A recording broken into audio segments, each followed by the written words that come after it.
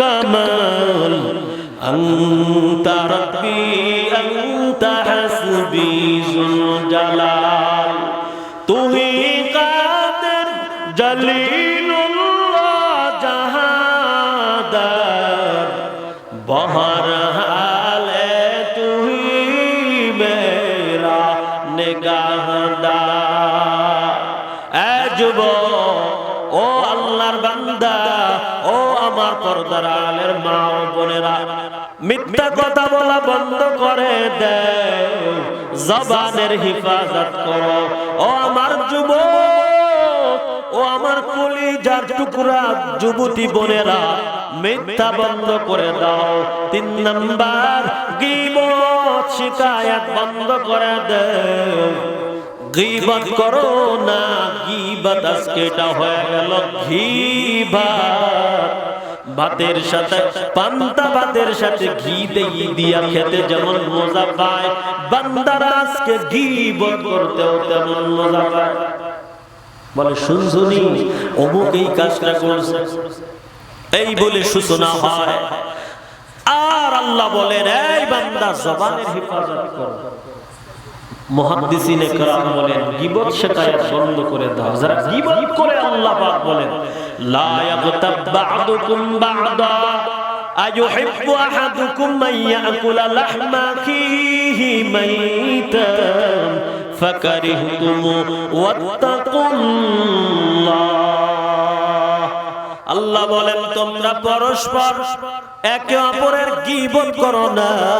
লা ইয়াগতাব বা'দুকুম বা'দা, যারা গীবত করে, আল্লাহ বলেন, আয়ুহিব্বু আহাদুকুম মান ইয়াকুলা লাহমা আখিহি মাইতান, তোমরা কি তোমাদের মরা ভাইয়ের, আপন রক্তের ভাই মরা ভাইয়ের গোশত খেতে পছন্দ করো? আল্লাহ পাক বলেন। আবার আল্লাহ জবাব দিলেন, ফাকারিহতুম, তোমরা নিজেরা অপছন্দ করো।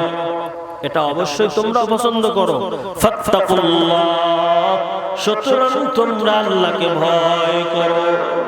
এ আমার যুবক, ও আমার আম্মা জান, আজকে আমরা গীবত বন্ধ করতে পারি না।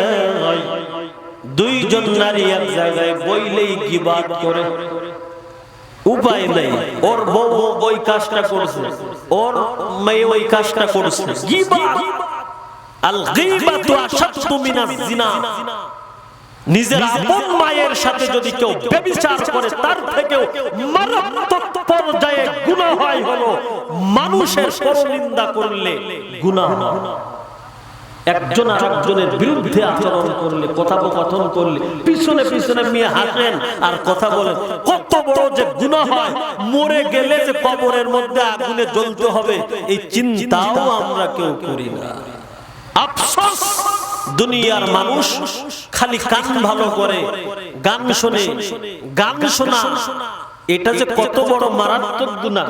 যারা গান শোনে, যারা বাজনা শোনে, বাজনা হলো দাজ্জালের হাতিয়ার, বাজনা হলো দাজ্জালের হাতিয়ার, আর গান হলো জিনার মন্ত্র।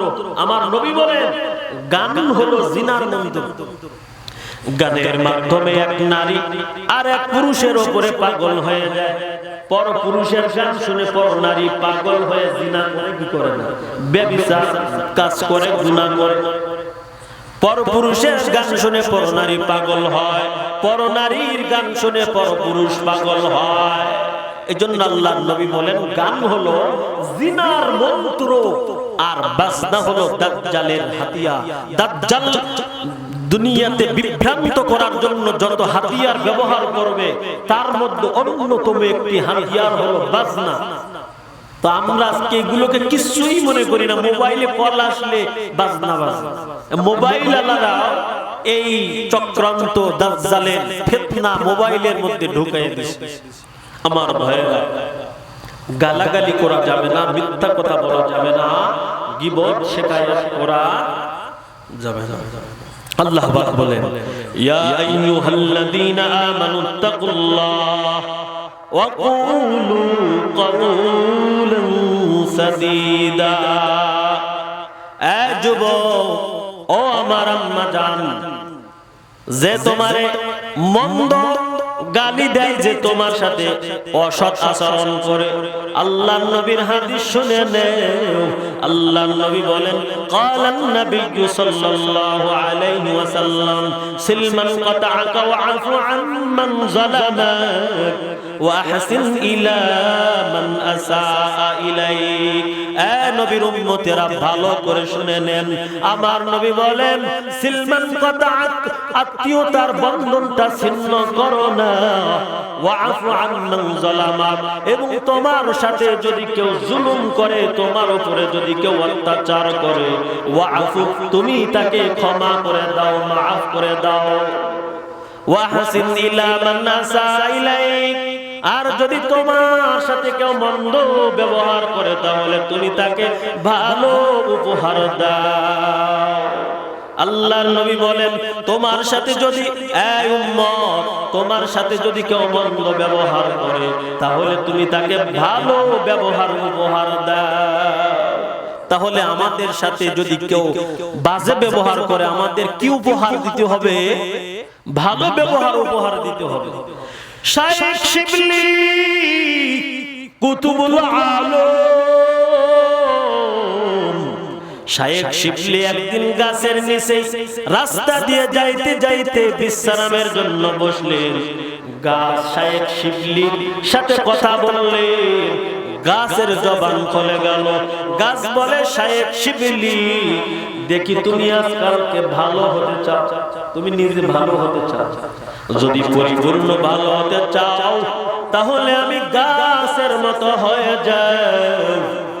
যদি আমি গাছের মতো হতে পারবো তাহলে তুমি পরিপূর্ণ ভালো হইতে পারবে। শাইখ শিবলি বলে, গাছ তোর মতো হইব বলতে।